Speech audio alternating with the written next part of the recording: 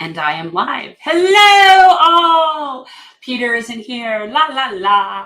He'll be here any minute, guys. Peter is actually out of town, so he's going to be coming in from Austin. And last I heard from him, he was investigating something having to do with the JFK assassination at the LBJ Presidential Library. So I don't know. Maybe something happened to him from there. But guys, tonight we're going to be talking with somebody who is with More Perfect Union, and obviously, you know, we always like their work. They put out some really good material. I did it, Mario. It's not as fun without Peter here to do the Seinfeld voice. I wish Dr. West were appearing tonight. No, Dr. West is not appearing tonight, but we have a lot to talk about with that. But I don't want to make our guest wait.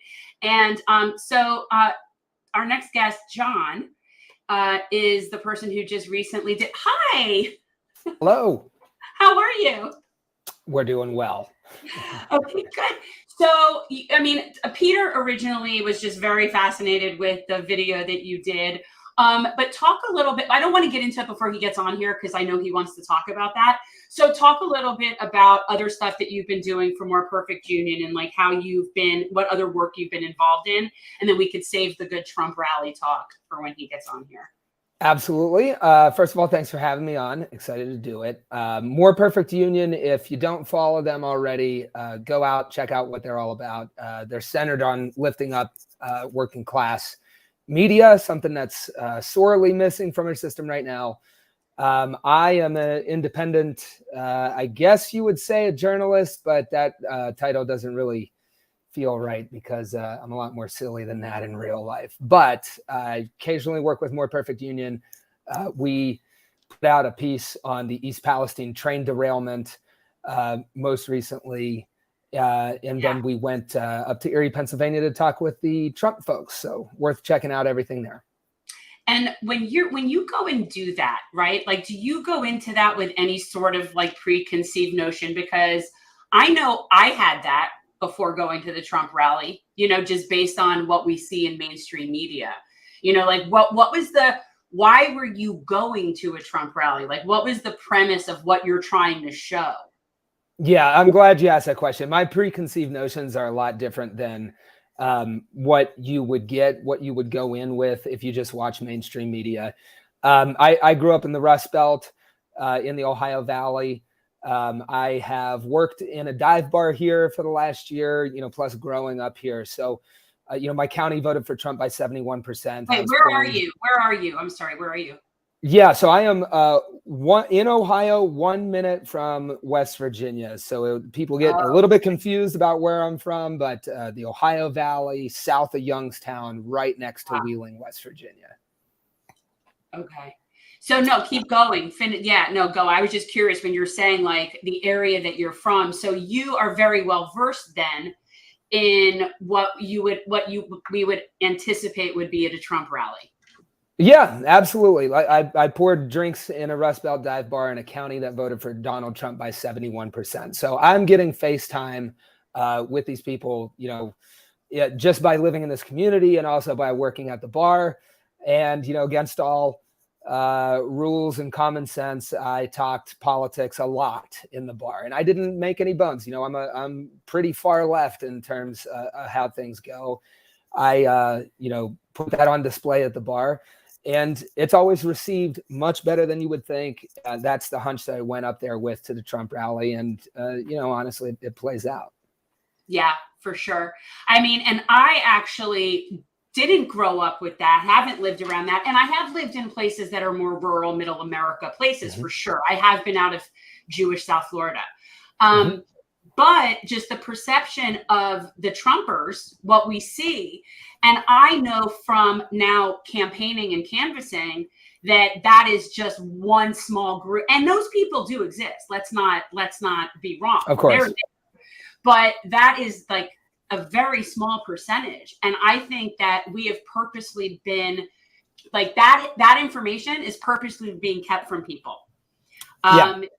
They're purposefully leaving out the mainstream Trump supporters. Yeah. And I think it's a little, people are complicated, right? I mean, you can have one person that holds some pretty crazy views and some also, very sane views. And what the media chooses to air affects our politics. None of us are living in a vacuum. This is all decisions. And there just wasn't enough being brought to light about the working class issues that a lot of the Trump people hold. Yeah. Hi, Peter. Hello, Peter. I am in Austin, Texas right now, and I unfortunately got lost getting back to my hotel. That happens. Oh, geez. First and foremost, thank you for what you do, John. More Perfect Union, we are obviously huge fans of. Jordan Zakarin is actually the first person we connected with. And ever since then, you guys have just been really doing what is necessary to bring labor together, which is really the key here. And Jen and I don't know if you'd even mentioned Jen, because obviously I just got here, but Jen and I actually did go to a Trump rally at the end of 2018, I want to say, early 2019. But before we went live, I was kind of leaving a lot of the discussion of this nuance for you to be here, because I know that was sort of like a lot of your purpose. The one thing you notice at the Trump rallies is that, are those crazy Confederate flag waving people there? Absolutely. They make up this much of the crowd. And unfortunately, in the world that we live in, drama sells, fear mongering sells, and that's what they want to put on TV. But I guarantee you the most people that are petrified of the prospect of going to a Trump rally are people that have never been there, and they don't know what the crowd is like. And the fact that you were able to not only engage them, but you engage them in good faith.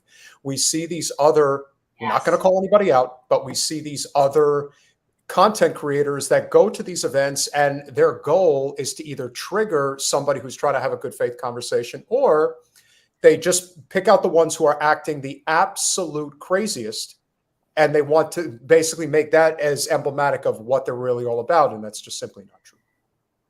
Yeah. Agreed. And I think, it's worth, I hope we can talk about this a little bit more, but, with any piece of media, especially with large legacy media, there's always editorial decisions that are made. And we have to ask, why are those decisions being made? And, my own personal opinion as a journalist here is that we all live in engineered division. As long as Trump people are, hating liberal people, or liberal people are hating Trump people, in either case, that is division of the working class, and division of the working class just serves to empower, the people at the very top who are, have more causation in any of the spectrum of problems that we're dealing with. So I think it's important to step back and look at it that way. Yeah, and we know that just from our own experience, because I know that if you poll people at a Trump rally, that if there was anybody else in 16 that a lot of them liked, it was Bernie. And so that was much closer in line with the message, because at the time Trump was running on the populist message. He definitely was running on, getting rid of the TPP and ending wars, and he was running, populist. So it makes sense that there would be some amount of crossover between Bernie and Trump, meaning that, okay, once they screwed Bernie, a ton of people voted Trump. And it wasn't just out of, screw them for doing that. That was the more populist message at the time, certainly more so than Hillary. And so I felt like there is way more of this working class camaraderie that you will find at a Trump rally than you would find at a Biden rally. Yeah. No bones to make there. I mean, I think going into this, when I was talking politics at the very Trump-friendly bar that I was working at, the bar doesn't have an official position, but people coming through the door do. When you talk working class unity to, almost anybody that's walking through that door, it sells across the political spectrum. And we really haven't seen that on a mass scale. Bernie came the closest, of course, but there's a lot more potential to do that. And I think now's the time, of course. Actually yesterday or maybe 10 years ago would have been the time. Well, but unfortunately, instead of there being a party that represents labor, we don't have that at all. So it's like over that period of time, we have two corporate parties. Nobody's representing labor. And it's laughable at this point. And we're basically being told to vote for this lesser of two evils because of X, Y, and Z. But at the end of the day, if you're screwing labor and you're screwing working people, it doesn't really matter to me if you hang a rainbow flag outside of your door. You know what I mean? And that's really all the Democrats are offering. And it's not enough as far as working class people are concerned. And it's the same thing is going to happen again to them with Trump. He's going to they're literally doing the same thing that they did in 16 that didn't work. Yeah, and there's always opportunity to change. I think chips are being left on the table here. People at this Trump rally wanted to see Donald Trump, of all folks, show up to a picket line. I've been on a lot of picket lines, and some of them where there was a notable lack of, the party that professes to support unions so much. So I think to whoever wants to court the mass of people out there that's breathing new life into the labor movement, those chips are on the table. And, a working class labor centered movement is really the only thing that can grapple with the scale of problems we're facing. I'm curious if any of the people that did go with Trump that maybe would have preferred Bernie would now consider Cornel West and what that's going to do in terms of when you're talking about labor, because he's the only person that I see that is anywhere near going to address those needs. I mean, basically, like in theory, if that person were, I don't think Cornel West can win, but he's the only person even talking on the right side about this. Yeah, really, there needs to be much more of an effort to align. Donald Trump is dominating one of the political parties right now. And there really needs to be an effort to push the opposition party to, adopt these clear issues that cut across political identities. It was not, we didn't even spend that long at a Trump rally. And this is telling, a lot of the media up there, like you said, is just to kind of go up and pick the craziest people out and, mine it for clicks.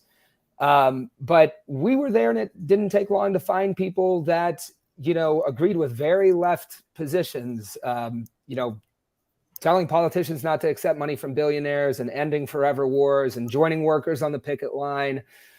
Most of the people that we talked to hadn't heard that UPS workers stood in the hundreds of thousands and just through solidarity and unity won $30 billion cash in hand in a contract that, they now have the opportunity to vote on. That wasn't even news. We had to deliver that news to people.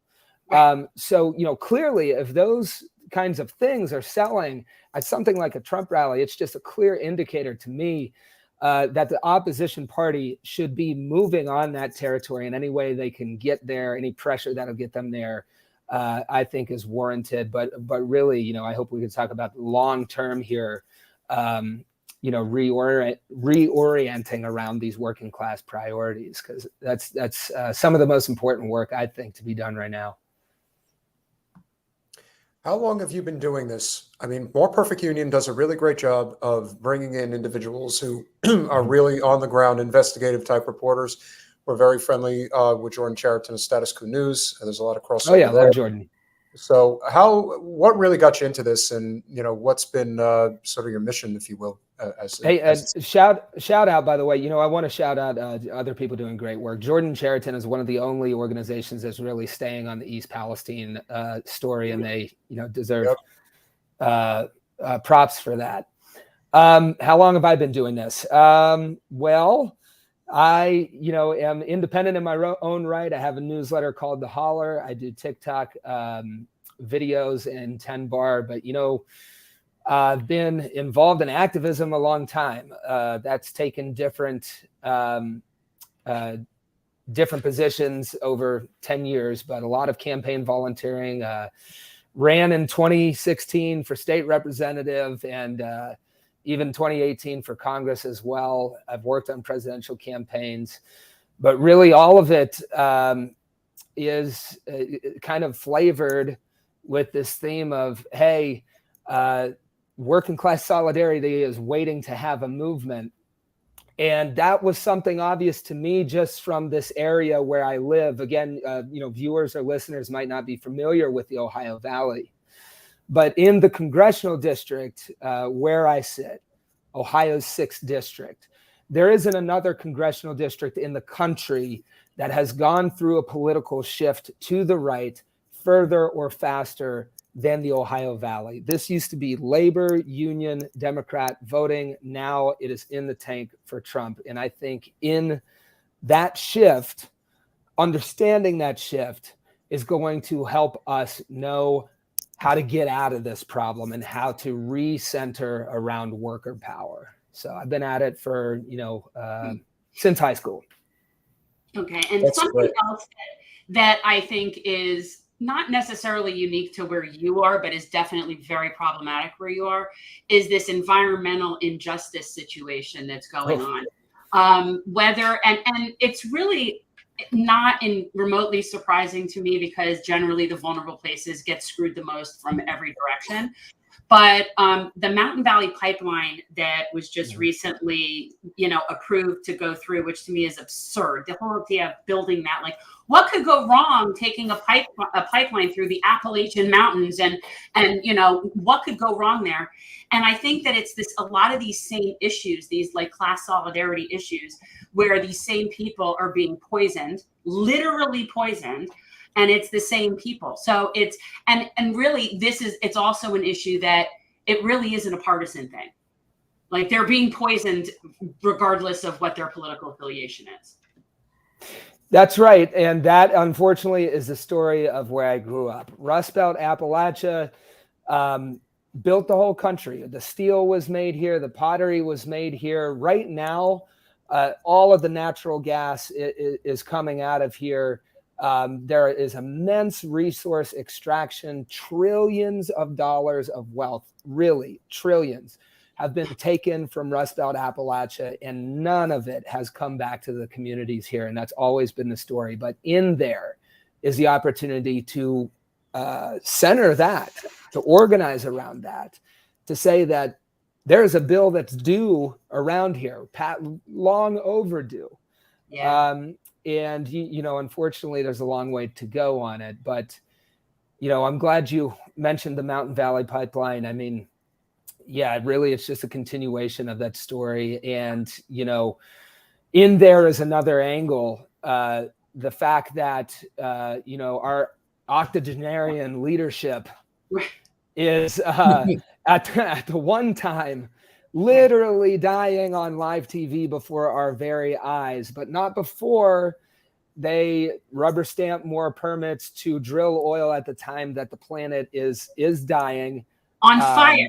Is Literally on fire. Yep. And these leaders are, approving. They're not going to face any of the consequences. I mean, this all really adds up to the fact that it is time for a new politics, and it's got to center on that same problem. The bill is long overdue. I just have it. I have a special amount of place in my heart for Appalachia and mountain people. And it's something that matters to me. And the whole thing about everything from the environmental injustice to everything that's happened with Big Pharma there and the opioid crisis, it's really like they're trying to eradicate certain people. Like they just don't care. So they're going to extract all your resources. And instead of helping you in any way, we'll just give you lots of opioids and have you have all sorts of problems. It's almost like this systemic trying to kill this group of people. And it's sort of like, that's our version of other countries that we take their resources and screw their people. That's us doing it right here in our own country. Yeah. Yeah, absolutely. I mean, we get all of the, what got me into politics really goes back to when I was 16, but it's the same old story. Desperate, powerless populations, politically powerless. I don't want to, paint with a broad brush and say everybody's desperate here. Everybody's incredibly self-reliant, very hardworking, but there's only so far that individual effort can get you when this whole system is built around keeping you out of power. We get all of the industries that richer communities kick out. This is, ask any community of color, they're going to be familiar with the same dynamic. But here it is in Appalachia, because we are, politically vulnerable and for the most part unorganized and powerless. We get the industries that thrive when there's no organized opposition, and they're always extractive. They've taken immense amount of wealth out of this place, and that's kind of the business model that they operate on. And it'll be here until we organize to change it. Speaking with John Russell of More Perfect Union, before we're going to obviously, watch some of the video clip and dissect it together and, kind of come to a consensus about what we need to do. We're going to talk about the people. Yes. Well, of course. And one of the things that you brought up, which I thought was very important, is the fact that Jordan and very few others are really keeping an eye on what's going on in East Palestine, or in this case now, what's going on the opposite end of the political spectrum in Kalamazoo, Michigan. Can you talk about what it's been like speaking to people, whether on the left or the right, or even in the middle, and just how effective propaganda really is? How people can look at, the most popular video we've done on our channel was a clip of Jen and Nina Turner commenting on Joy Behar, basically telling the people in East Palestine to get effed, if you will. Like it's their fault that they voted for Trump. Okay, come on, I got crap. I never said it was her fault. She never said it was their fault. She basically said, well, they voted for Trump. So she just, it's so sort they of got, like, that's 1 degree removed from you vote, you get what you voted for. That's as if the train derailment knows, like, if it couldn't happen in a blue place, like, is it like that? But the fact that the reaction is to, but this just goes to show you how effective propaganda is, and we'd love to hear your thoughts on it, that their ire is directed at Trump and not at Norfolk Southern, who buys off both parties. That's why this happened. And the idea that they can't see past that, I mean, I do sympathize to some degree because people know what they know. But if you could talk about what you've experienced in terms of having those conversations and recognizing just how effective propaganda really is.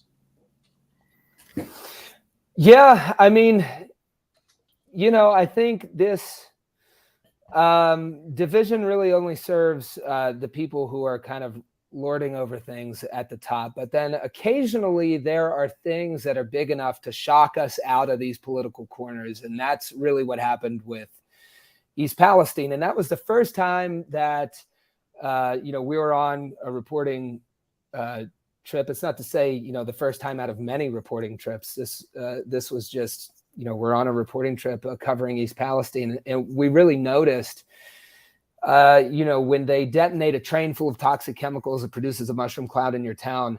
it's kind of a clarifying moment. That was, even though Donald Trump came into town, we were talking to Trump supporters who were saying, this company thinks that they can blow up a train in the town and just get away with it. I mean, because we were talking about, February 6th, this detonation happens. February 8th, the company laid tracks over the spill, lifted the order, and ran trains through. So occasionally you'll have the 1% that's really pushing around wealth will step outside their boundaries, and people will, regardless of their political persuasion, say this is a little bit too much. But it's telling the power of propaganda that it takes a disaster like that for unity to really happen. I think that same principle is reflected in that most of the videos you see of people going out and talking to folks in line at a Trump rally are, to dunk on people there, and not to discover if under all the crazy stuff, there is something to work with, a bridge to build to get a person who has to work for a living onto the same side as people who kind of want to address that large division. I think it's really telling that, it takes a lot to shock us out of those corners. But also that's not surprising. I mean, we all need to keep in mind that we live in this ecosystem that for 50 years, it's been largely one-sided, that there has been, a deliberate right-wing media machine built and financed by billions of dollars and splashed across every platform 24/7. When that's the case, I think, it tells you that meeting people where they are is going to be a little bit messy. But that's not surprising given how much propaganda has just been pumped out there. I think it also shows just how thin the line really is. They fight as hard as they do. They are reacting, for example, towards Cornel West the way that they are right now. And he doesn't even really have a campaign going. Imagine what that could be like 6 months from now when the primary season really is in full swing and they've got this guy who is talking about the things that really matter. And by the way, he's not completely engulfed in the corporate special interest minutia that is what has destroyed our very system. And the great thing about what you did was that I think it really shined a light on the fact that there is a significant portion of the Trump base. Yes, there's a lot of Trump voters that are affluent, suburban, urban Republicans, sure. But his base, the people that always show up to these events, these are working class people. Yes. And they are desperate. And they are getting really desperate to the point in which political violence is really not that far off or is in the process of happening as we speak. And meanwhile, the people in charge are just standing there almost either waiting or wanting it to happen because they see some type of a political benefit as a result. So what we're going to do, we're going to play the video. We're not going to play all of it, but we're going to play the important points. We're going to talk about those important points. So that way people in the audience who may not have seen the video for More Perfect Union can get an idea of exactly what the crowd is saying. That's what's most important here. So Colin, please cue it up. It's a tough call. I know. When they have these billions, you're like, well, they really don't need it. Yeah, we agree with that. Why Trump instead of Bernie Sanders? What I look at is more progressives like the Bernie Sanders faction, stuff like that. We actually see a lot of the same problems. And I would vote for a Bernie Sanders before I'd vote for like a Ted Cruz or a Marco Rubio. What would it have taken for you guys to not go into the rally and to instead get ice cream with me, a flaming leftist? Well, first of all, you'd have to buy. All right, I'm buying. Pause it right there, Colin. I think nobody did get ice cream with me, by the way.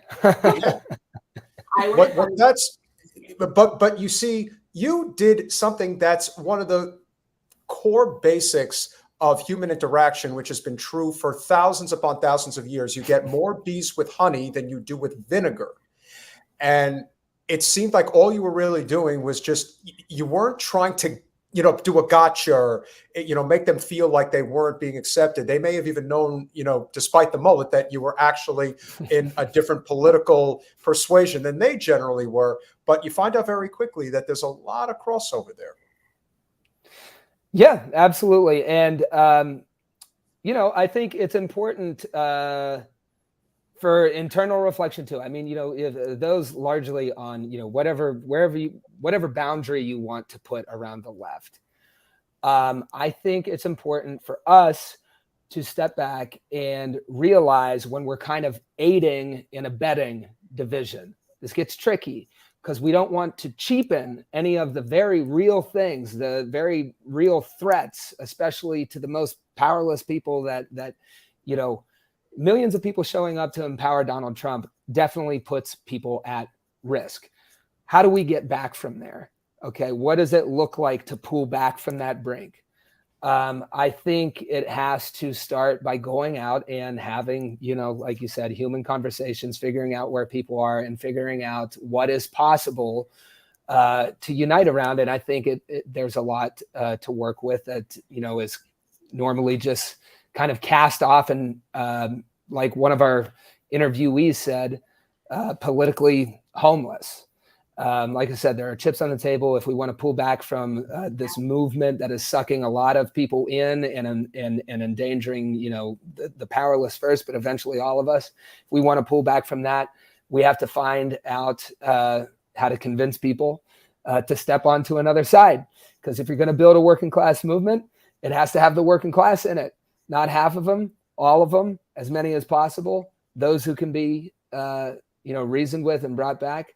I think it's larger than the media narrative would have you believe. Yeah. Colin, please continue. Are polarized. There is no doubt about it. But I came to this Trump rally on a hunch.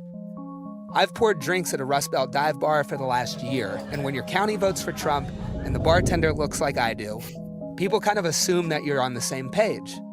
But sometimes you actually are. So here's my hunch. For all the focus on culture war issues, the working class on the left and the right have a lot more in common than we're led to believe. And if that's true, it could and should have huge implications for the upcoming presidential election. So I went to Erie, Pennsylvania to find out. Are we rolling? Okay. We're here at the Trump rally today. Why did you come out today? To support my 45th president. He didn't lose. He called out the Washington establishment, and I absolutely loved it. You know, he's definitely not a Republican because Mitch McConnell and them would be backing him and DeSantis would be running against him. Yeah. Obviously not a Democrat no more, so we're more of a politically homeless faction that loves America and will make all the changes that we can to make it great. Prices are just higher. Like, you go to the grocery store, Yeah. I buy the same thing every time I go to the grocery store. I spend $102 at Aldi's. I was just telling my uncle this. Yeah. I'm spending over $200 now. Yeah. So things are more expensive. I think people are more scared. Our money doesn't have no value, and that's why we're having problems. This whole inflation thing, it's been building and building for multi-decades, and it's getting close now. You work at McDonald's, right? I do. Do you feel like you're getting everything out of work that you're putting into it? I believe I should get paid more. All I am doing is I'm working my ass off to get my money. I'm a hard worker, and I feel like I deserve more.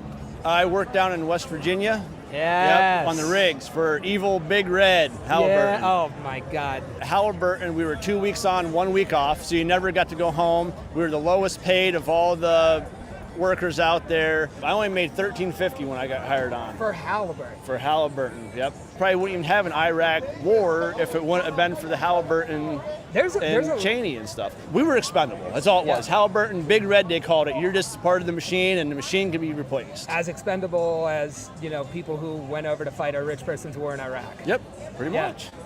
5 years ago, You know, when people ask why there is such a fervor on the Trump side when it comes to this anti-war message, you know, Jen and I have talked about this at length. It's pretty obvious. The people who went to fight in the Middle East, particularly when we were young, were people that saw this war up front, whether it was in Afghanistan, whether it was in Iraq, and they're seeing this ramp up again right now between Russia and Ukraine, and they're saying, I ain't doing this shit again. What are you, crazy? And now they're talking about very slowly throwing some troops over there, very slowly trying to get everybody ramped up and ready to go again. And I think that he appointed Newland. That to me means we're trying to have Americans go there and have boots on the ground. That's what that says to me. So Just saying. I'm willing to bet that a lot of what you experienced from the people that you spoke with there was a lot of anti-war fervor. Would that be fair to say? Oh, 100%. And it's not a surprise either. I mean, back to extraction and poor and powerless communities. You know, in Appalachia, they extract our oil, they extract our young people. I didn't realize that it wasn't a universal practice until I went to college for, you know, military recruiters to be stationed in the lunchroom around the clock. But all the, you know, a lot of those folks realize it. And, you know, after forever wars, multi-decades of it, they're fed up with it. Yeah. I think. I'm sorry. Go ahead. Okay, no, you first. It's Jen insists that it's easier when we're side by side. Once you cut me off, I lose my train of thought, and I can't get it back. That's why. Once I lose it, I lose it. So go. It'll come back to me. And it is interesting because there's this, you know, one of the things that we found very interesting when we were assisting this gentleman locally who ran for mayor, who's a good guy, and he's the mayor now of the town that we live in. And when we were at the polls, one of the guys that I spoke to was a fireman, and he's very active in the union. He's not a leader; he's rank and file, you know, regular guy. Mm-hmm. When we talked about the issues that really matter, like a living wage, healthcare, the environment, military spending, things like that, we're like universally across the board. He was as big a Trump and DeSantis supporter as you could possibly imagine, all the way.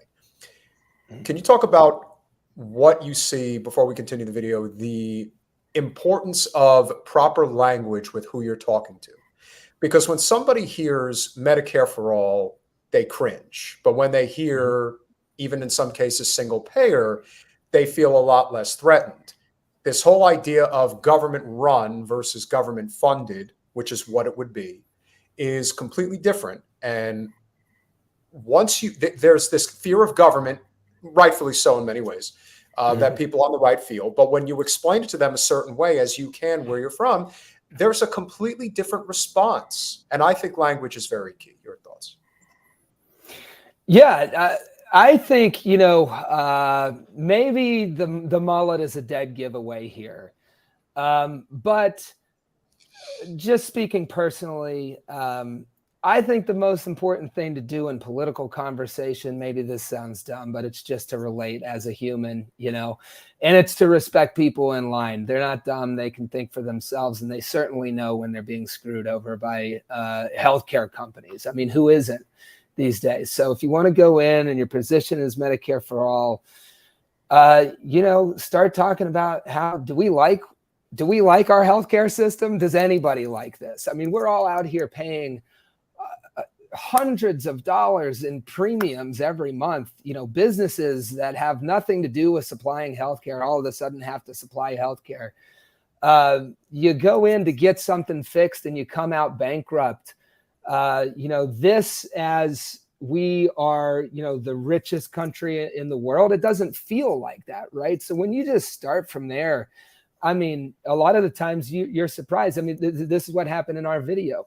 You kind of start off with that problem that everybody feels, and all of a sudden you get people at a Trump rally saying, listen, man, I don't know if you noticed, we live in an oligarchy. People are smart enough to know. And I think when you start with just a normal human conversation instead of like a bumper sticker or something like that, it's pretty easy to get to a place where somebody who's being screwed over by this healthcare system, for example, it's not hard to find those people, and maybe doesn't like Medicare for all, can see the benefit of dealing away with these private insurance companies. Who is that really serving? You know, those kinds of conversations are possible if we kind of break out of just, you know, political slogans and relate to people as humans and try to look past whatever we've been told to think about people that aren't on our side. And sorry if I'm rambling here, but I have a lot of opinions myself on it. No, I find often that I just wish there were no parties. Like, I wish there were no parties. If there were no parties, it would be amazing what we could get done. because the amount of arguing and fighting over tribalism and party lines is very apparent when people go back and forth on issues, just depending on which side their team is on, right? So it isn't about helping people, it's just about keeping in line with their team. So what happens if there's no more teams? Then everybody's going to have to be in there representing people.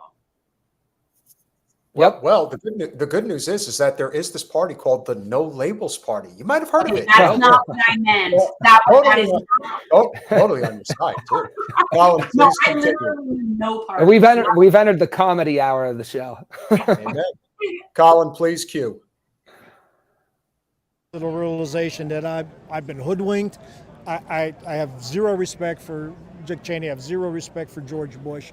What did it for you there, and why did you end up going towards Trump? It was a lie. And this they might sound lied stupid. about the Iraq war. There was no reason for us to go into war in Iraq other than the military-industrial complex It's just a conspiracy wanted theory, a too, war. but The global corporations, do they have, the Goldilocks question: too much, just enough, or too little power? Where would you I feel like place their it? only thought is more money, Right. more power. That's all you care. Whoever has the most money. Obviously, it's too much. Yep. When you have a company like BlackRock that's worth $9 trillion, And Vanguard's what? Vanguard's $8 trillion.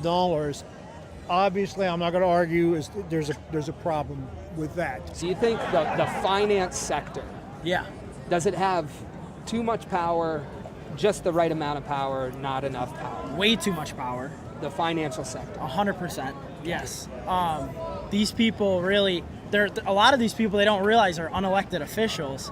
So all these politicians have this plan for how they're going to fix the economy, but then they just get in there, they don't do anything, and they're funded by the people, and those people are not elected, and they control the people that are elected. What role do you think, the consolidation of these large corporations? I came from an agricultural background, and now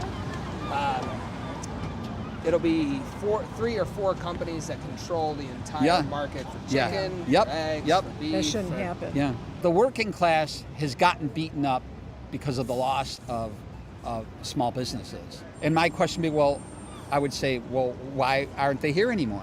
As a small business owner, I feel like we aren't represented that much in America. Do you see a problem with that kind of operation? Oh, 100%. When it's concentrated. Because the big guys are beating out the small guys or even the family-owned businesses, easily. A lot of that's driven by these really large corporations that are, just by their size, pushing the little guy out. Yes. How big of a problem do you think that is? That's an ultimate problem. That reminds you of watching them westerns, movies when they would go to some small town and the one guy owns the bar, he owns the tack place, he owns that. Yes, there's so many houses for sale in our neighborhood. I was going to go to town and say, are these all, can we find out? Are these just real people buying them, or is this like proxies? See, BlackRock proxies, Vanguard proxies. Are they buying all these homes so people can't own them and they're just going to rent them? Would you be excited if Trump did anything to rein in? Well, of course. It's just... It's a monopoly that needs to be broken up. Just like, remember the telephone company in the 80s, AT&T? That was broken up. Yeah. And that's what needs to be done. Capitalism's not the problem. And they're in right there. Oh, but capitalism is the problem. But it is. Yeah. What I've often said, and I'm in commercial real estate, and what I've learned, especially with any of the maturing loans that are coming up on these large properties, let me tell you something, pal. Blackstone, oh boy, it's again, it's like a disease. It's a cancer that has spread, and it's spread everywhere because there is no regulation. And this is the thing about the people we talk to, that you will talk to at these events and say, capitalism works, it's just not working right. Well, here's the thing. The only way that capitalism could ever work correctly is if it's spliced evenly with socialism. You cannot make it work any other way. It's been proven forever that the inevitable, people say that socialism inevitably leads to communism. Well, guess what? Capitalism inevitably leads to fascism. And we're living it right now. They're all identifying the problem. It sounds like, dude, honestly, I'm sure when you were doing this in real time, you were thinking, am I at a Trump rally or a Bernie rally?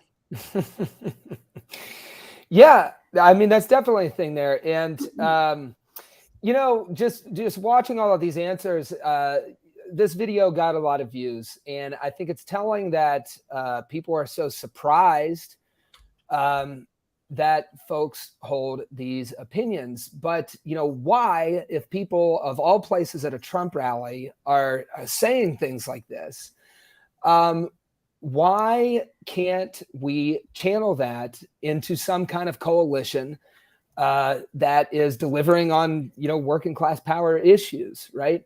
And really, I think it has a lot to do with how a labor left alternative has been kept down. And this has been a process that's happened over 40 years. We really don't know what the world would be like, what our world would be like if we had a scaled up labor left alternative in America. And really, you know, I'm not picky. I mean, this can take who knows, parties crumble in the scale of history all the time. Will that happen? I don't know. Maybe a Tea Party of the left will happen with the Democrats. It could. But clearly, you know, the person who is making hay out of these opinions present at a Trump rally is Donald Trump. We ought to be able to beat Donald Trump, you know, with the opinions that are held in line by the people going into his events. But that requires organizing and, you know, letting that kind of new energy, letting that kind of organizing happen. And for God's sakes, if you're an opposition party who proclaims to, you know, care about all those things, letting people center them in the political conversation. I think if this is also a key point as to where we need to have the bigger movement outside of electoral politics.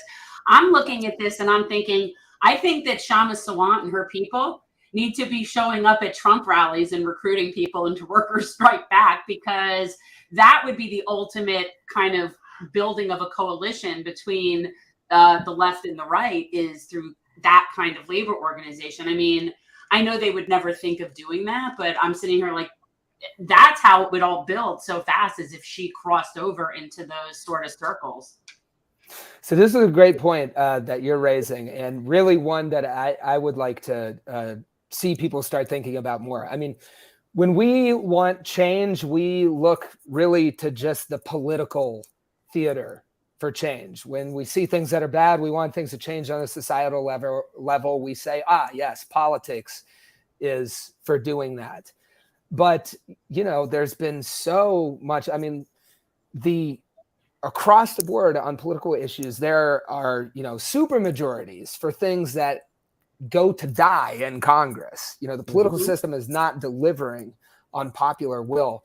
So, but I think we're living in a time where you're starting to see those questions answered in the workplace. I mean, unions are at a historic low right now because of the war on unions. It's been very, very successful. But there's new life in the labor movement. I mean, who would have thought before it happened that Amazon would have a union election and a warehouse in Long Island is unionized? I mean, that's not supposed to happen. 300 Starbucks stores are unionized. There's reform elections within the Teamsters and the auto workers of rank and file people saying, listen, if Congress isn't going to raise my wages, my union's going to raise my wages.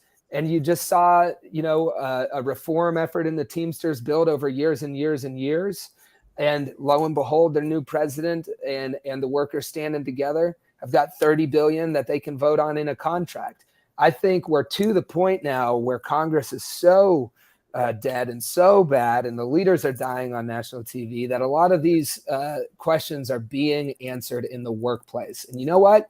That was where the power formed that later pushed politicians to support all the things we take for granted now: Social Security, Medicare, the minimum wage, the weekend, the 40-hour work week. That started because we had political will and power in the workplace. And I think when that eroded, we got a Democratic Party that, you know, went to Wall Street because the workers weren't pushing it. And as far as I'm concerned, give us more power in the workplace.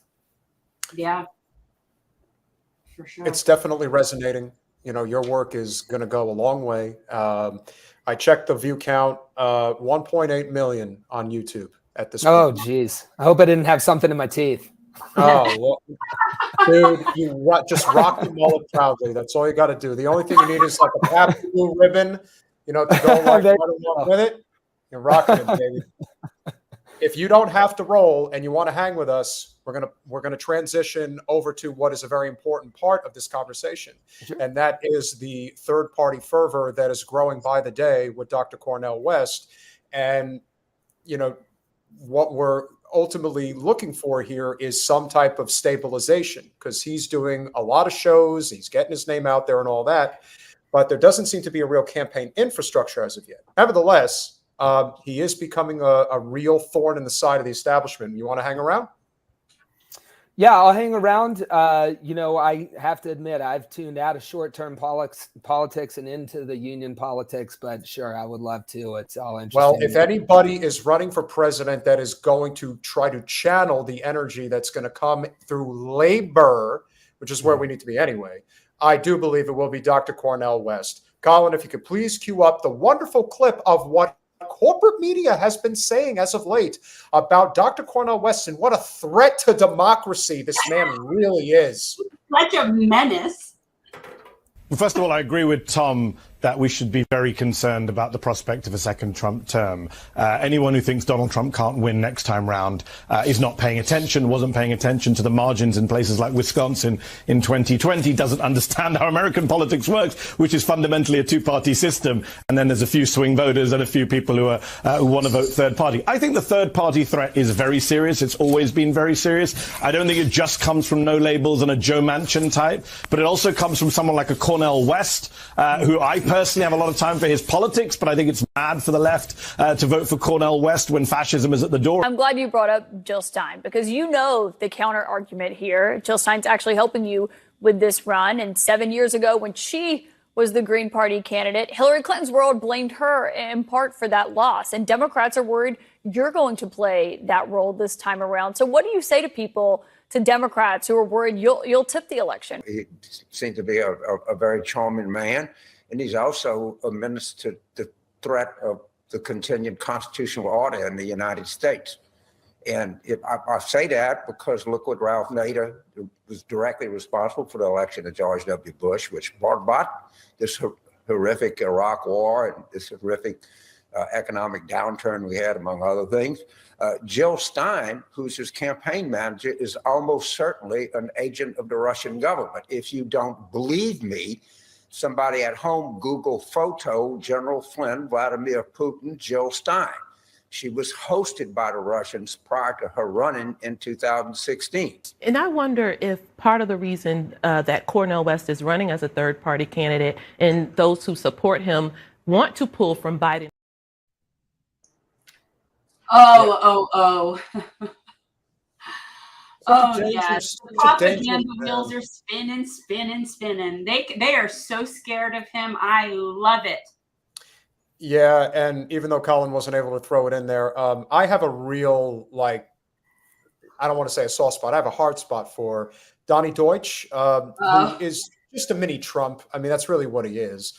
Another guy who was born with a silver spoon in his mouth and acts like he's some, really successful guy who did it all on his own, and talks about how Morning Joe is going to be taken off the air because Cornel West is going to cause Trump to win. Trump's going to do this, that, and the other thing.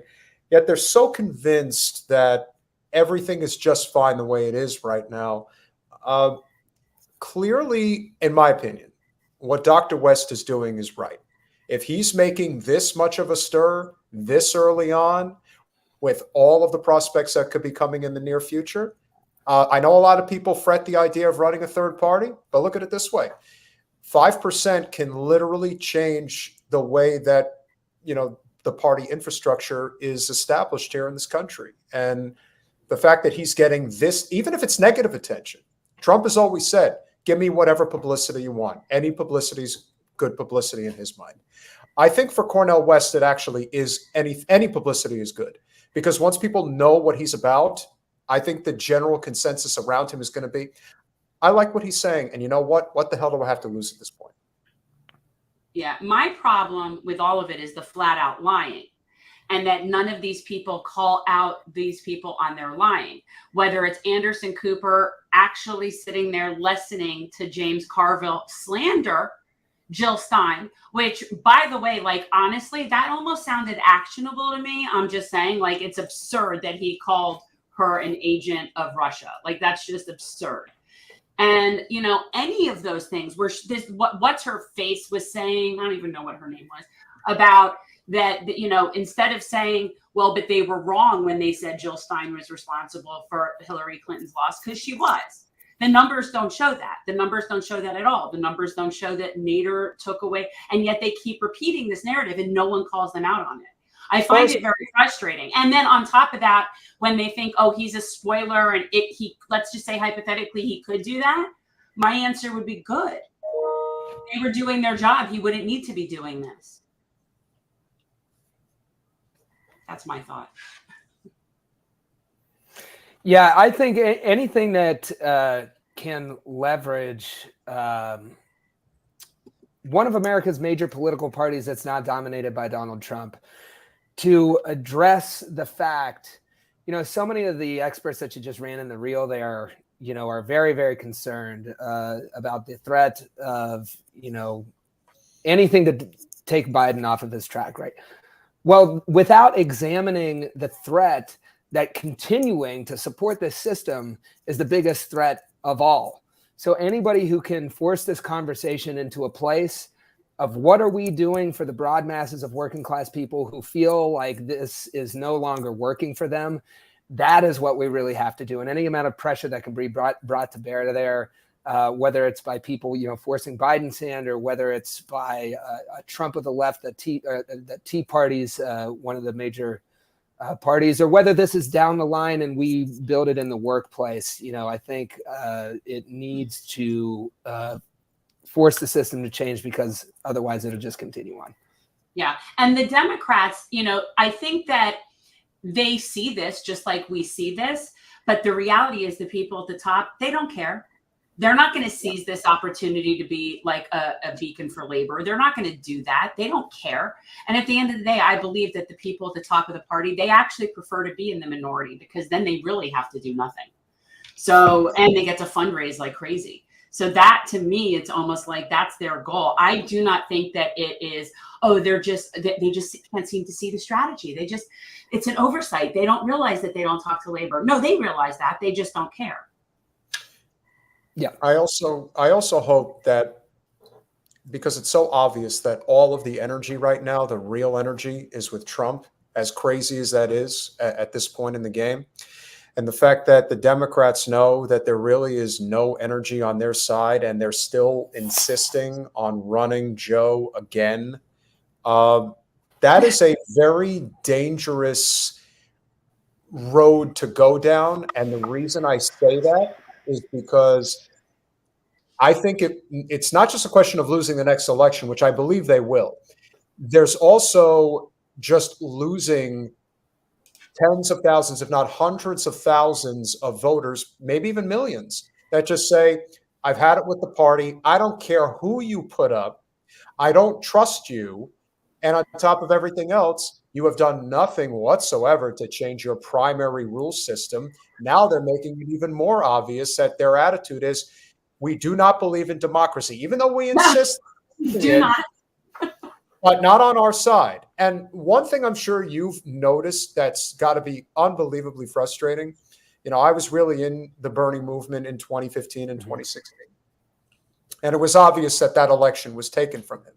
And I don't say that as a conspiracy nut. I say it as somebody who paid very close attention to what was going on behind the scenes, hence why Jen ran for Congress against one of the most notorious, you know, what you would call culprits of them all in Wasserman Schultz, but, you know, one of many that obviously had a hand in this. Are you familiar with our esteemed Congresswoman? Oh, yes. And so as a She's result, in my inbox right now asking for money. not surprising. Not surprising. Yeah, but that's, you know, again, the name of the game. I really do think that the party is heading down a very dark path. But I do feel that the whole point of this conversation was one of the key points that was made during your video, which is people feel politically homeless. And they don't know what to do because they really do not want to be in the Republican Party. And the reason we know for sure that they don't want to be is they never for a second thought about leaving Trump's side. They're like, I don't give a rat's rear end about Ron DeSantis or Tim Scott or Vivek Ramaswamy. Although there are a lot of people who do like Vivek. I'm going to give him that much. But again, Vivek is not part of that system. He's a wealthy entrepreneur who's never been in elected office. And I do think that we're getting to a point now where people are really just completely turned off by the two-party system. And anything that smells like it's outside of that purview is attracting the most amount of people and energy at this point. Your final thoughts before you go. Yeah, and thanks again for having me on. I think that's a great point you raised there. I mean, for me, when we ultimately landed on Joe Biden in 2020, after Donald Trump had been president, after 20 people were vying for this nomination, we barely put Joe Biden into the office, but cemented all of the problems that are feeding the angst out here, that is destabilizing this whole system, that is the thing that James Carville always complains about. We cemented that all in when we picked Joe Biden. And now, we are all in the place where we could wake up tomorrow and find that the political landscape is completely scrambled and up for grabs. And I think, with the things that were said in the video, it is clear that across the political spectrum, there is a broad majority that is dying for a political party that is anti-establishment, that is pro-labor, that can, talk compellingly about race-class solidarity. And bring up the history that has been swept under the rug. We're right next to West Virginia here. I mean, back in the early 1900s, miners joining the UMWA were pledging to never discriminate against a fellow worker on the basis of race or creed or religion or any of these other things. Race, class, solidarity, they always go together. You can't separate them or you have none of them. But that is our history in a state even like West Virginia. Take it to Kentucky. The Farm Equipment Workers Union, unionized International Harvester. In the 40s, they were left-led. They were electing Black leadership. They were leading multiracial coalitions to integrate towns in the South 20 years before Dr. King marched on Washington. Within the labor movement, there is an appetite and examples for class solidarity, for race solidarity, that a lot of people, even in the places you least expect them, to solve all of these problems. Anybody who can do that, more power to you. How can people find? Yes. Yeah. Okay. Well, you were going to add, this is the problem. You think we do better when we're not next to each other. I don't. I think we read better. Like, I don't know. Yes. Where can people find you, John? And what else are you working on? What's your next venture? People can find me at my independent newsletter, The Holler. That's theholler.co. It's on Substack. All platforms are at Hey John Russell. And we are really looking forward to working with More Perfect Union and making a series out of these Trump rallies. So follow More Perfect Union as well. And thank you both for having me on. Absolutely. It was nice to meet you. Keep kicking ass and taking names, brother. We will definitely be in touch. Will do. John. Thanks, guys. Thanks, John. Appreciate it. Great conversation. And love the mullet. You know what? Not a lot of people can still do that. I'm just saying. He rocks it well. He rocks it well. I'm not always the, yeah.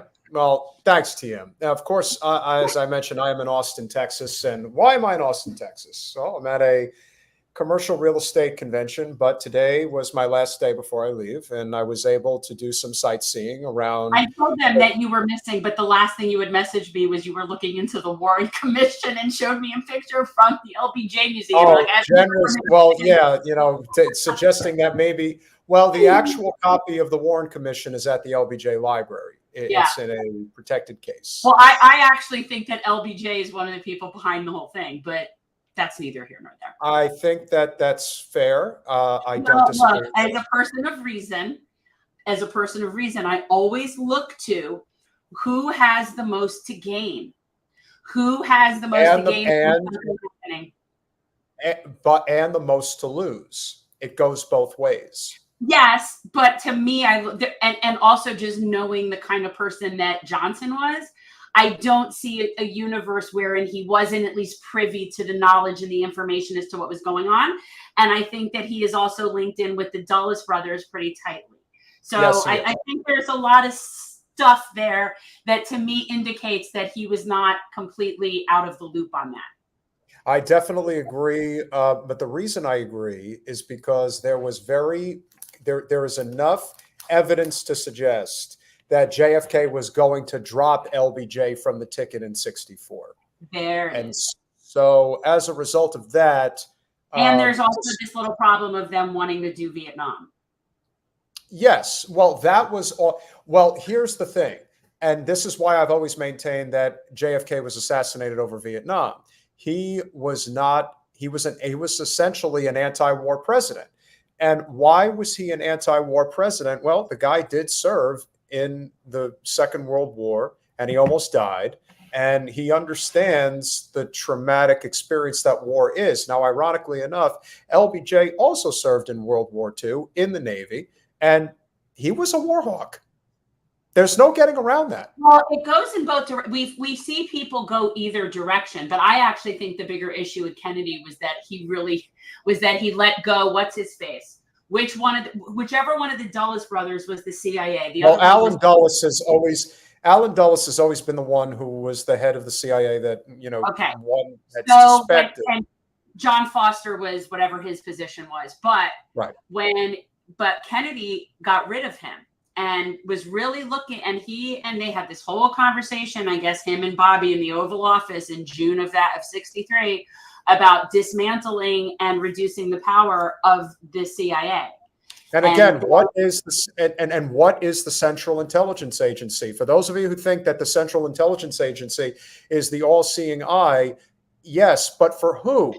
The Central Intelligence Agency is the all-seeing eye for the real rulers of this world, not just the United States. Clearly, it is the United States, but they are the industrial complex. For those people who want to say, the WHO or the Bilderberg, whatever the hell you want to call it, who the overseers of the world, the real masters of the universe, the oil barons, the Vladimir Putins, the Jeff Bezoses of the world. We're talking about the oligarchs. That's who the Central Intelligence Agency is the all-seeing eye for. And whatever needs to be done to maintain their level of wealth and power runs directly through that organization in Langley, Virginia. That is where it is run.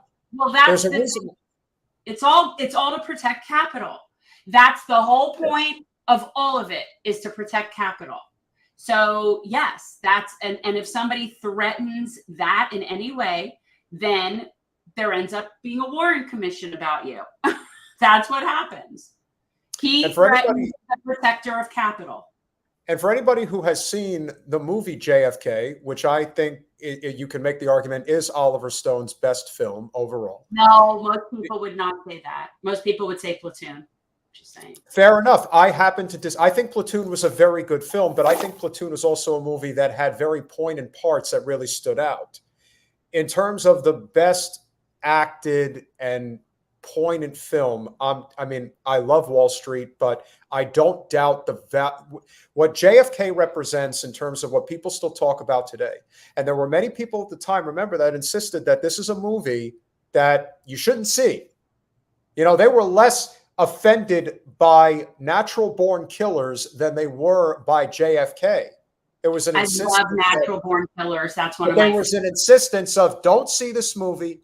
It's wrong, et cetera, et cetera. Well, regardless of whether or not you think that the movie JFK was honest or not, here's what was honest. Donald Sutherland's character is based on Fletcher Prouty and his exact words that he greenlit for Oliver Stone to use in the movie. That's correct. Though what he revealed, and Fletcher Prouty was part of the intelligence community. So he knew a lot about what was going on. And for him to make that distinction as the commander-in-chief, that I am not going to go to war in Southeast Asia, that I am going to break up the CIA into 1,000 pieces and scatter it to the wind. The people who run this world decided we will have somebody else run the United States.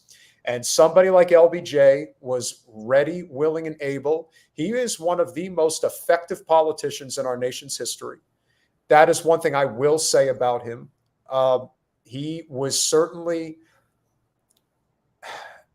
when he was running for office for Congress in Austin, and when he ran for the U.S. Senate in the state of Texas, he ran with that line that you hear so often in politics that today is considered a swear word or a swear phrase, which is, he gets things done.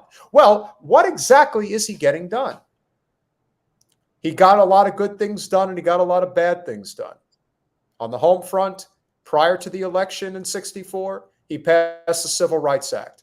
That was a very bold move to make in the summer of '64. Hey, Sam, great to see you. Look who showed up, Jen. Hey, Sam. So he was willing to do that. And then in 1965, that was probably the year of all years in the history of our country where more legislation was passed at any other time. And there were a ton of things that LBJ did over the course of his presidency. The most notable thing that he did in 1965, without question, was he passed Medicare. And the whole process by which he did pass Medicare was actually facilitated in many ways, to his credit, even though there's a lot of negatives on his end, but to the credit of President Harry Truman. And when he did sign Medicare into law, he actually signed it into law at the presidential desk at Harry Truman's Presidential Library in Independence, Missouri. Harry Truman, at the time that this was signed into law, was in almost his mid-80s, but he was still going, and he was there. And that was, without question to me, his signature accomplishment on the domestic front. He also passed the Voting Rights Act in 1965. He also did additional work in conjunction with what initially had been started under my favorite president, Teddy Roosevelt, conservation of national parks. Lady Bird Johnson was a huge advocate for these causes as well. And so she made it a point to make sure that that was front and center. There was also the Immigration Act of I believe that was also 1965, that was signed into law. And just a complete onslaught. And the reason why he was so successful was because at a very young age, he ended up making it into the United States Congress at the very young age of 29. And he was just in the right place at the right time. And he got on FDR's bandwagon from day one, built up a hell of a lot of political capital, was ultimately able to make it into the U.S. Senate. And ironically enough, you would think somebody like LBJ was in the Senate for a lifetime. He wasn't. He was only there for 2 terms. 4 years in, he became the minority leader at the age of 42, which is unbelievable. And then eventually became the majority leader of the U.S. Senate.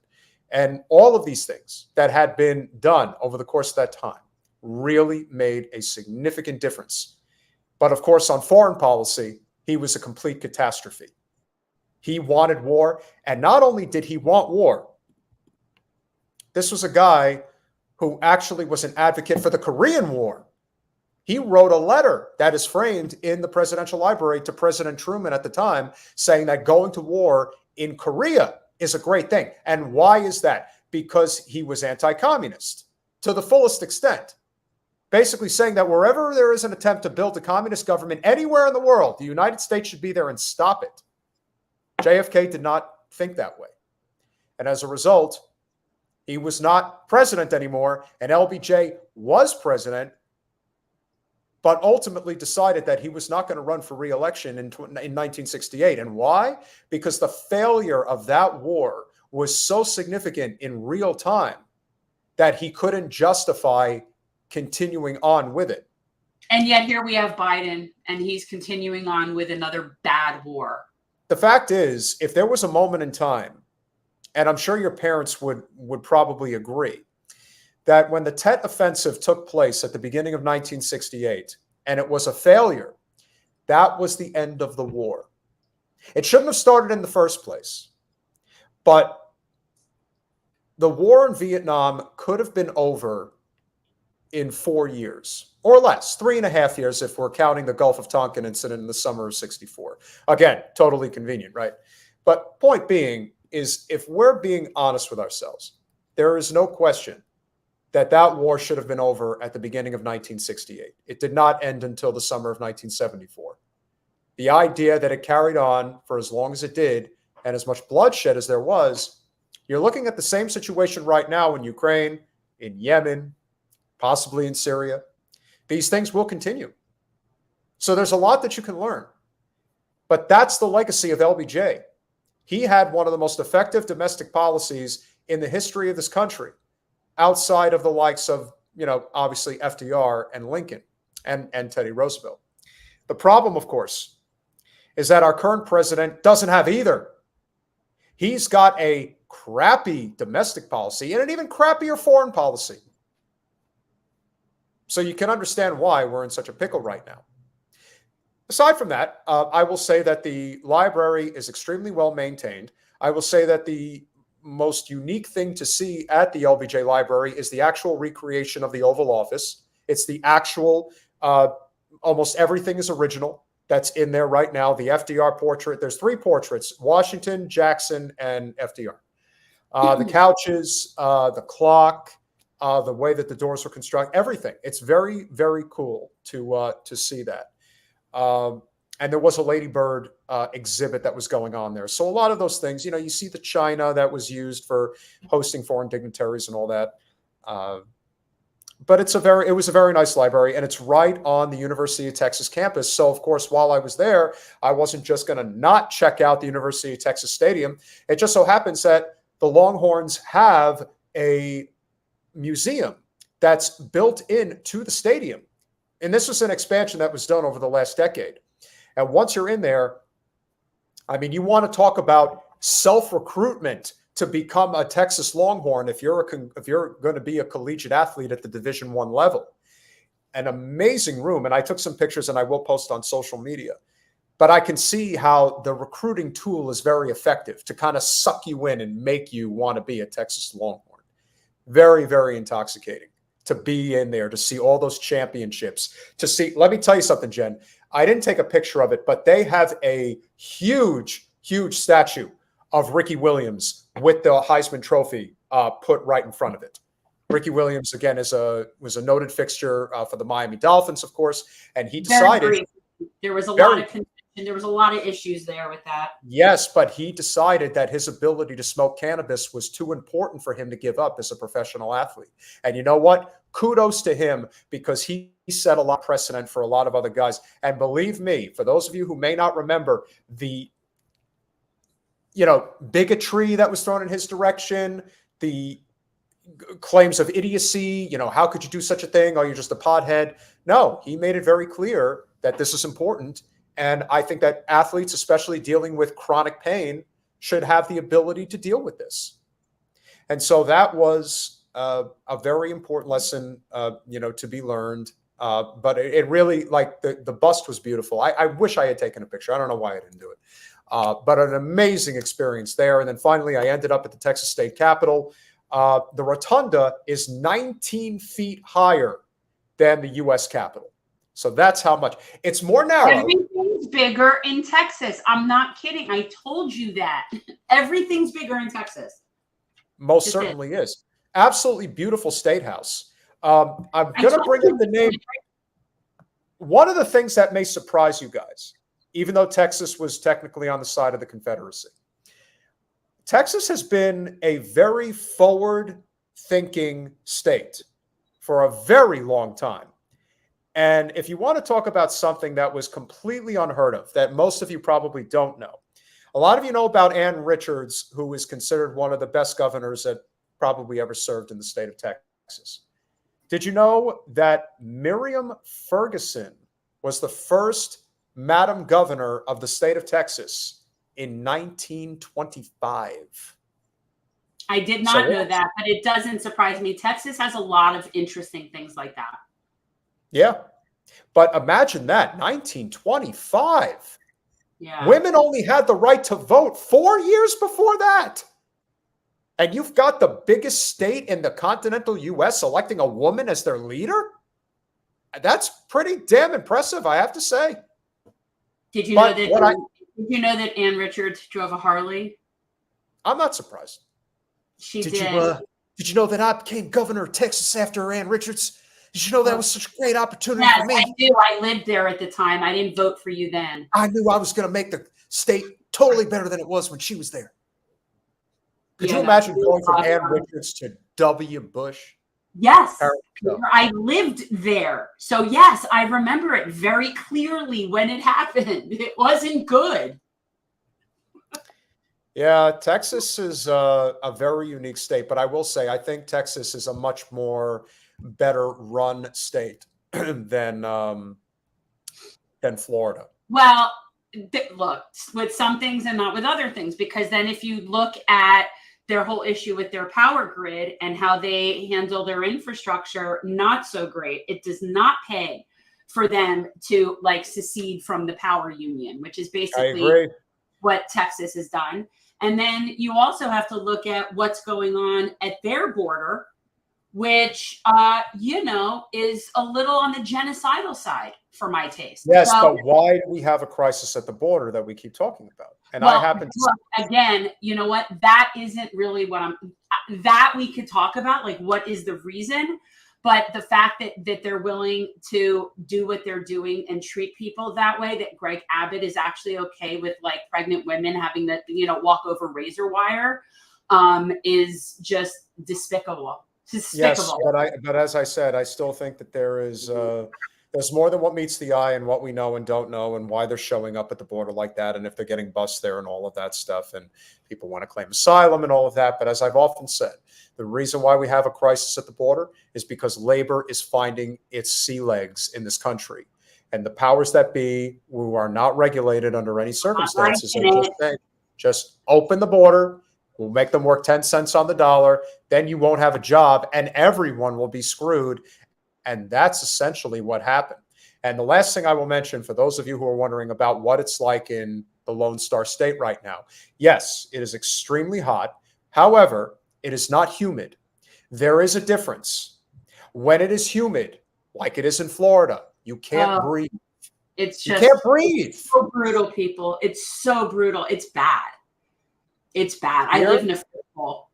Yeah. No. I mean, San Antonio, I lived in San Antonio for 6 years. So for me, I am very familiar with Texas heat. And no, it's not as bad as Florida heat. No compare. I'll take 105 as it was here today over 95 and humid any day. Yeah. Any day. Yeah, humidity is deadly for sure. If you enjoyed this live stream, as I'm sure you all did, we've had some really good numbers tonight. It was great to see you all here. Make sure you go over to patreon.com/generational change. For as little as $5 a month, you can become a patron of our wonderful channel. And of course, anyone who contributes a little bit more, like $10 a month, you can still get our last Mansion Parliamentarian bumper sticker. I don't know. I'm going to take it away from him. I got Jen has insisted. We need a new product. Jen has insisted that she is going to come up with a new product, something that we are going to product. We need new patrons. Yes. Oh, and as a matter of fact, and of course, the last one being that if you're the $25 a month patron, I unfortunately am not wearing my Jen Chain shirt this evening. But for those of you, I want everybody, if you guys have been watching us for a while and you've watched our show when both of us have been out of town or one of us is not here, whatever, if you've noticed, whenever I'm out of town, I still always have my shirts. And whenever Peter is out of town, he's never wearing his shirts. And yet it's his thing that he generally insists on is about wearing of the shirts. So well, I just on Thursday, I will be wearing my shirt. I promise. I've got a lot of stuff that I've got to catch up on. I have been wall to wall. I've been out of town for 4 days. Here. So of course you'll be wearing your shirt because it's sitting right here. Go to Cash App, $Jen Change if you do not want your information on the grid. And of course, our esteemed, amazing supporter of our channel, TM Martin, has been extremely generous with our show this evening. Thank you so much, TM. Really means a lot. Especially now that we have like a real, actually like a producer person that's really doing stuff. We'd like to be able to like keep supporting him as best we Jen, can. I don't know if I can do it well, and I know you'll kill me unless I ask permission, and even then I don't think you'll say yes. But TM wanted me to do Dr. Cornel West. She wants to know if I've got No.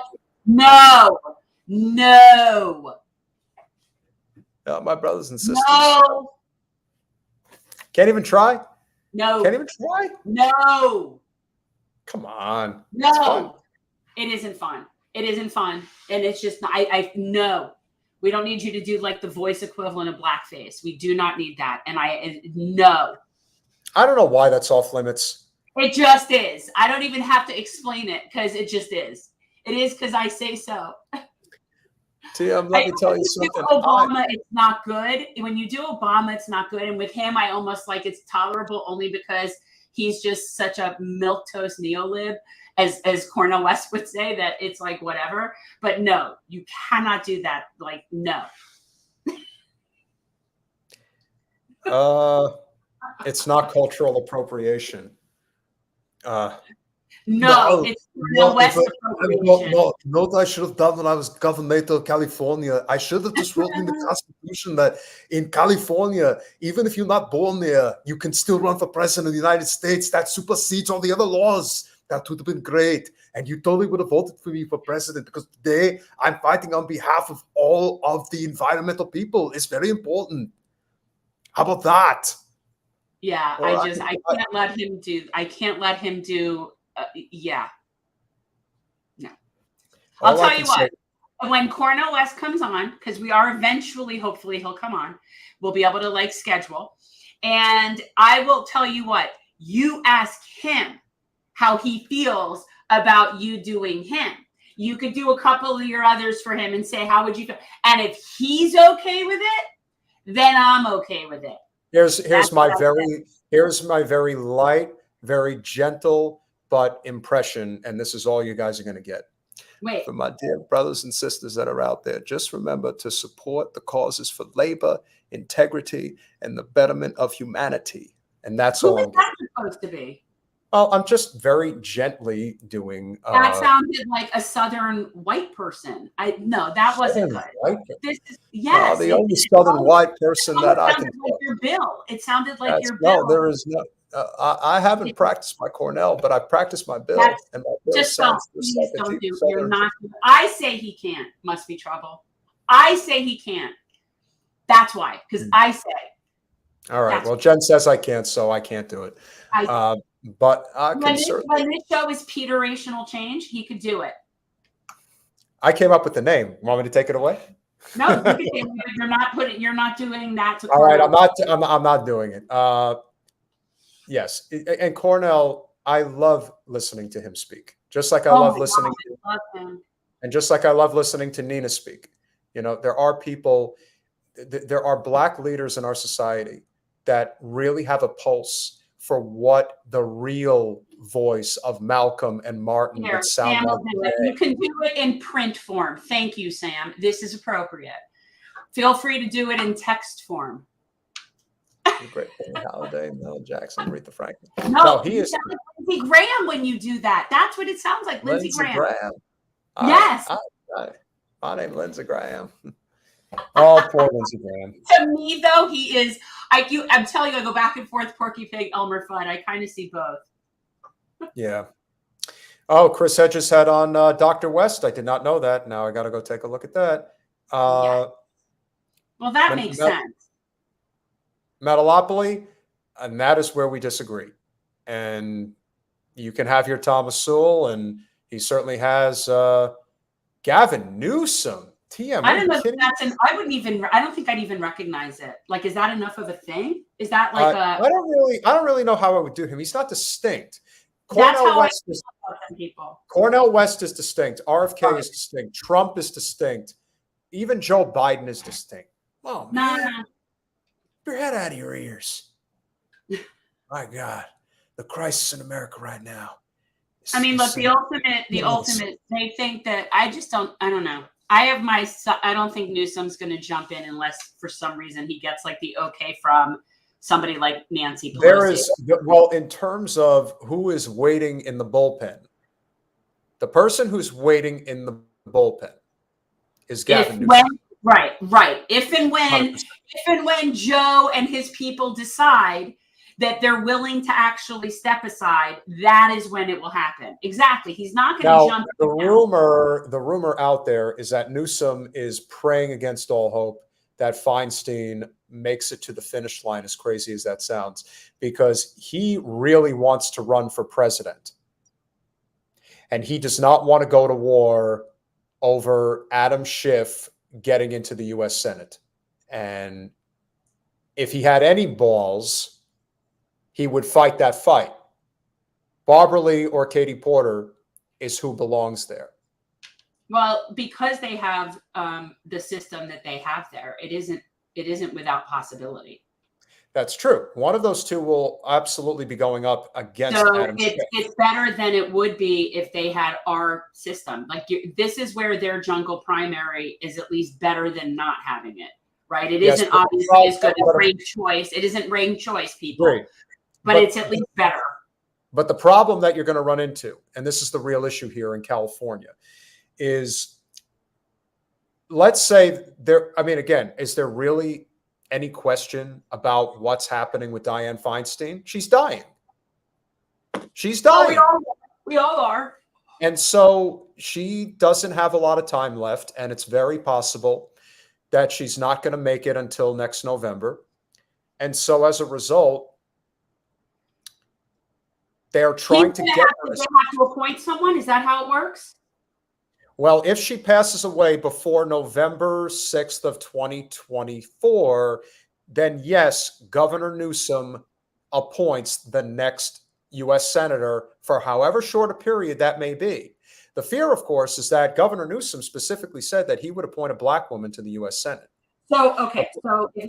So if that happens, but then there would still be their regular election at the regular time when her fear is that if you put Barbara Lee into that seat, especially for any period of time, the opportunity to unseat her, even if she's only there for a year, will be infinitely more difficult for for Adam Schiff than it would be if the circumstances were changed. So that's probably then why she's hanging in there. And that's probably why Pelosi's daughter has been like right by her side, like from the get-go with all of this. And that's probably a big part of it, is they know that if she goes, then there's an obligation to have it be Barbara Lee's seat, and they don't want that. So it's this. They don't want it, just like they don't want the fight that's coming with Kamala Harris, because that's really what with Kamala. Kamala Harris knows that. Where is she going from here? Kamala's not going anywhere. She's going to either get reelected as the vice president of the United States, or her political career is over in a year and a few months. But that's where we're at, and that's what's going to happen. And so it's almost like you want to look, like you said, no one's getting out of here alive. No, but we shouldn't be. When the mind is gone, we need to not be in positions that affect other people. That's true. When the argument is gone, that's time to step out of that position of power. Now, the argument that's being made is that if Feinstein steps down or passes away, whichever comes first, that the GOP will simply, as McConnell always does, will hold up the appointment of approval for, let's say, Barbara Lee. But I got to tell you, even if that were the case, that's only going to help Barbara Lee politically in the state of California. Why would who would hold it up? McConnell. I don't know that he has the authority to do that. If you're talking about, you need a certain amount of votes in the Senate to get an approval, and McConnell will make sure the GOP votes no. So even though it's Newsom's, even though it's within his authority to do it, okay. But it's still the U.S. Senate. It still needs to be approved. It's different for Congress. So for that the House. would really show you the fact that, as we've always said, that McConnell and Pelosi are on the same team. 100%, no question So about it. they're both protecting that seat from Barbara Lee is basically what you're saying. I don't even think they would necessarily care if it was Barbara Lee. I think they just care that Barbara Lee is not a complete corporate sellout, and they can't have somebody, especially from California, in that position of authority that isn't kowtowing to corporate special interests. There's just different ways of selling it, ladies and The only gentlemen. person that voted against the war. The only person. You can sell Gavin Newsom, and we'll do the same thing if you were trying to sell somebody as repulsive as Ted Cruz. At the end of the day, they're going to do mostly the same stuff. That's kind of how it is. So we really appreciate you guys. Glitch out recently, guys. It is. We need Metalopoly. You're right. We need to shut down this geriatric. It's becoming like an assisted living situation, and I think it's actually worse on the Democrat side, but it's not good. But all around. The reason it's worse on the Democratic side than the Republican side is because the Republicans are always looking for ways to make more money in the private sector. The Democrats, the Democratic leaderships are always more content to make money by just hanging into government and doing insider trading all the time. And then there's people like Mitch McConnell and his wife that he doesn't have to do anything to make more money. He's just married to her. Yeah, he's married to somebody who's high up in the Chinese government. Well, talk about it's bad. It's not the It's government bad. as much as it's the oligarchy. Like her family is like major money, right? So Yes. it's worse than government. It's the Chinese oligarchy that he's connected to. And again, this is no way a China thing because I have no issue with that. I just think there is a conflict of interest when you're talking about a sitting senator having that kind of I don't know. I think it's not right. I decided a long time ago that the only way that I'm leaving the U.S. Senate is with a proper burial in the U.S. Capitol, and that will happen sooner rather than later. I freeze. Oh, it's so bad. It's so bad. I mean, he's just so bad.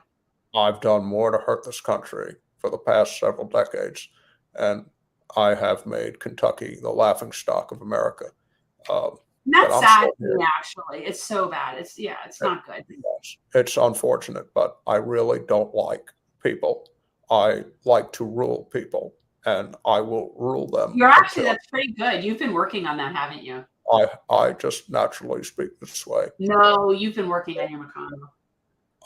Remember, everything's a distraction. I am not really here. I am just pretending to be here. Yes, you're just pretending to be here. Dianne Feinstein is worse than me, and she will leave. It's a nice race to the bottom you're having there with Senator Feinstein. As long as I'm breathing, I will run for re-election of the United States Senate in 2026. So get used to seeing me in the chambers until I am a grim reaper, our turtle back in shell. So can you goodbye. And I've always maintained that a guy like McConnell is the way he is because the world, probably not. And that, McConnell, unfortunately, is an example of a person who is just as ugly on the outside as he is on the inside. And because of that, we know people like that. Yeah. And unfortunately, they are people that like to rain holy hell on everybody else because of their own physical and emotional shortcomings in life. That's always the danger of driven people. Be nice to people that are not desired by women, that are not popular, if you will, that seek power. Because believe me, when they get it, it's not good, and it never will be. Well, we have female equivalent of that too, so. We do.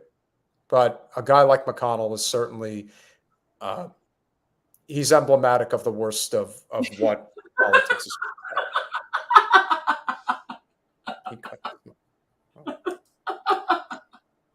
So, what do not we have have a guest. on Thursday? Do we have anything on Thursday? We not have a guest yet, haven't been established, but we will work on it. With that said, we are very grateful for all of you that showed up tonight. TM, thank you for your wonderful, generous contribution. For anybody else who chooses to make a contribution, again, you can go over to patreon.com/generational change. As little as $5 a month, you can be a wonderful supporter of our channel.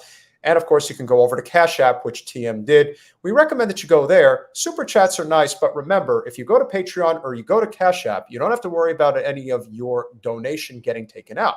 It goes directly to our show to allow us to continue to grow. And we still like YouTube subscribers. It's all helpful. We do. People. But we are, well, and you want to become a YouTube subscriber. Yes, absolutely. And of course, why do we do that? Well, we do have a wonderful producer, Colin, and we have our wonderful shorts creator, Ben. We have a little team, but we want to support them. We want to make sure that our quality of content keeps getting better and better. A huge thank you and shout out to John Russell of More Perfect Union, an excellent guest. Hope you guys all enjoyed it. Thank you very much, Metalopoly. We hope you all smash that like button. Make sure you share this stream. Thank you all for your wonderful support. We'll see you Thursday at 8 p.m. And I will be back in studio. Okay. Bye, y'all.